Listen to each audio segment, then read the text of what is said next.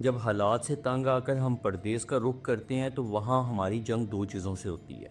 ایک تنہائی سے اور دوسرا ہم گھر کا وہ سکون تلاش کرتے ہیں جو سکون چھوڑ کے ہم پردیس گیا ہوتے ہیں۔ یہ فکرہ کہ سکون چھوڑ کر سکون کی تلاش میں نکلا ہوں، یہ شاید کسی نے پردیسی کے لیے ہی کہا تھا۔ اپنے ملک میں اگر بخار بھی ہو جائے نا تو ہم کام سے چھٹی لے لیتے ہیں اور گھر میں ماں، بہن، بیٹی، بیوی، کیئر کرنے والے سب ہوتے ہیں۔ کبھی کچھ بن کے آ جاتا ہے کھانے کے لیے تو کبھی کچھ بن کے آ جاتا ہے، لیکن پردیس میں اگر 102 بھی بخار ہونا تو کام سے چھٹی کا کوئی کنسیپٹ ہی نہیں ہوتا، آپ کو اسی تکلیف میں کام پہ جانا پڑتا ہے۔ اور رات کی کسی پہر اگر تکلیف بڑھ جائے نا تو تکیے میں منہ چھپا کے رونے کے علاوہ آپ کے پاس اور کوئی حل نہیں ہوتا۔ ایک کمرہ ہوتا ہے، اس میں 10 سے 15 لوگ رہتے ہیں،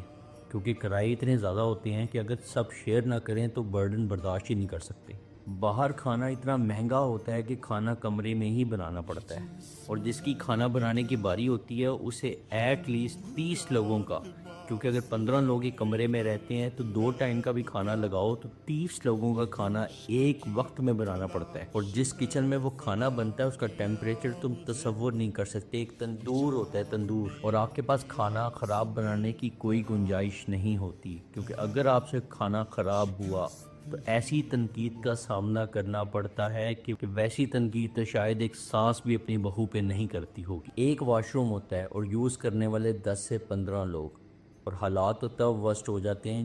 جب آپ کا کمرہ ایسے ویلا میں ہوتا ہے جہاں پہ 2 کمروں کے لیے صرف ایک واش روم اویلیبل ہوتا ہے۔ وہ شخص جس نے کبھی گھر میں اٹھ کے ایک گلاس پانی بھی نہیں پیا ہوتا، پردیس میں اپنے کپڑے تک خود دھوتا ہے۔ ان تمام تکلیفوں کے باوجود پردیسی صبح خود اٹھتا ہے، تیار ہوتا ہے اور آفس ٹائم پر پہنچتا ہے، اور وہاں جا کر پلک جھپکائے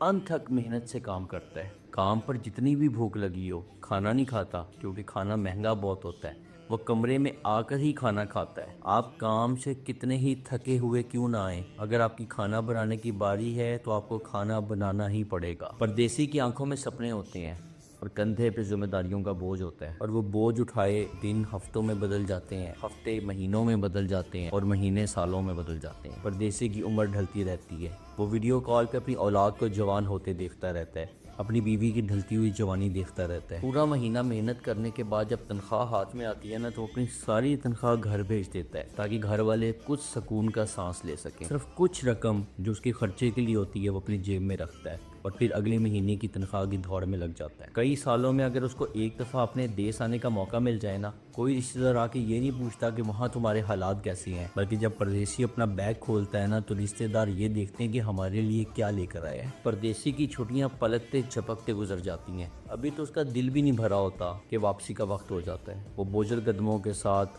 ایئرپورٹ کی طرف روانہ ہوتا ہے، اپنے بچوں کو، اپنی بیوی کو، اپنے ماں باپ کو پیچھے چھوڑ کر نم آنکھوں کے ساتھ وہ جہاز کی طرف چل دیتا ہے، اور اس طرح ہی پردیسی کی عمر تمام ہوتی چلی جاتی ہے، اور آخر میں کئی پردیسی تو تابوت میں بند ہو کر اپنے دیس واپس آتے ہیں، اور کئی اپنی جوانی تمام کر بڑھاپے میں گھر پہنچتے ہیں، اور جب گھر پہنچتے ہیں تو وہ اولاد ملتی ہے جو ان کو پہچانتی بھی نہیں، وہ بیوی ملتی ہے جو چھوڑ کر تو جوان گئے تھے اور آج بوڑھی ہو چکی ہے، وہ ماں باپ جن کو زندہ چھوڑ کر گئے تھے ان کی مٹی کی ڈھیری ان کے نصیب میں آتی ہے۔ میں تمہیں کیا بتاؤں کہ ایک پردیسی اپنی زندگی میں کیا کیا دکھ دیکھتا ہے۔ میری اللہ سے دعا ہے کہ ہر پردیسی بھائی جو اپنی آنکھوں میں چھوٹے چھوٹے سپنے سجائے پردیس میں اذیتیں کاٹ رہا ہے، اللہ پاک اپنے حبیب کے صدقے تم تمام پردیسیوں کی دل کی تمام مرادوں کو پورا کرے، آمین